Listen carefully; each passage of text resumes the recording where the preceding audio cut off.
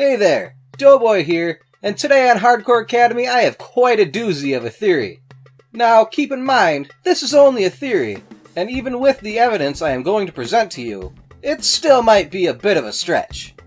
But I think it could very well be possible that Hideo Kojima may be working on a Star Wars video game. I know, it sounds crazy, but hear me out. First, let's talk about the friendship between Hideo Kojima and J.J. Abrams, the director of the recently released Star Wars Episode 7, The Force Awakens. The two of them are such good friends, in fact, that J.J. Abrams may have snuck not just one, but possibly two references to Kojima into The Force Awakens. The first of which has been confirmed on the official Star Wars website, where if you click on From Blast That X-Wing to Traitor, the voices of Star Wars The Force Awakens, you can see a list of dialogue spoken by background characters. And very early on in the movie, during the attack on the small village on Jakku, you can see BB-8 rolling away, and in this scene an alien with glowing red eyes pops up to say a single word: Kojima. And not only that, but there may also be a reference to MGS5 The Phantom Pain, when C-3PO shows up, where he is sporting a brand new left arm. A red left arm. Just like Big Boss in The Phantom Pain. That one isn't confirmed yet as far as I know, but it wouldn't surprise me if it was a nod to Kojima. Recently, Kojima and Abrams got together to discuss the newly formed Kojima Productions, and beyond that we don't know what else was discussed behind closed doors. Perhaps they discussed the future of the Kojima Productions company, moving into movie territory, or perhaps they may have discussed the future of both Kojima Productions and Star Wars. Next, I would like to bring up some things that were said recently in an interview from IGN. First, Hideo Kojima said, "I want to create something that's what people expect, but at the same time, we'll have something new that people haven't seen before." By that, I think he could possibly be hinting at a stealth game, because that is something people would expect from him. And I know when you look at Star Wars, stealth espionage action probably isn't the first thing that comes to mind. But if you look at a Jedi a little more closely, it begins to make sense. The Jedi would always leave violence as a last resort.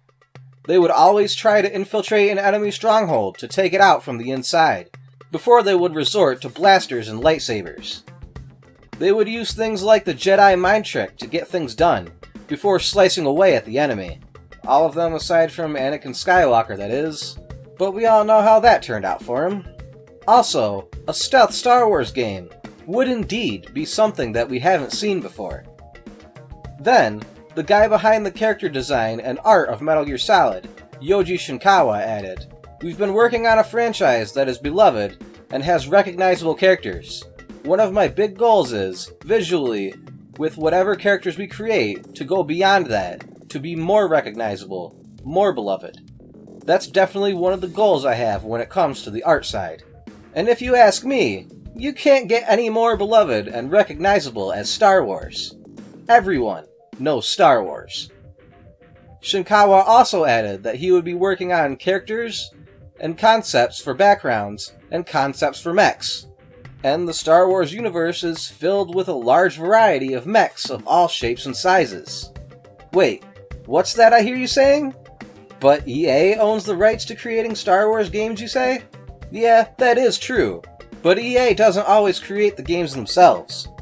They are a production company, and they have the EA Partners program, where they publish and distribute games that were created by third-party video game developers. They have worked with such companies as Epic Games, who created Bulletstorm, Crytek, who created the Crysis series, Respawn Entertainment, who created Titanfall, and Harmonix, who created the Rock Band series, amongst many others.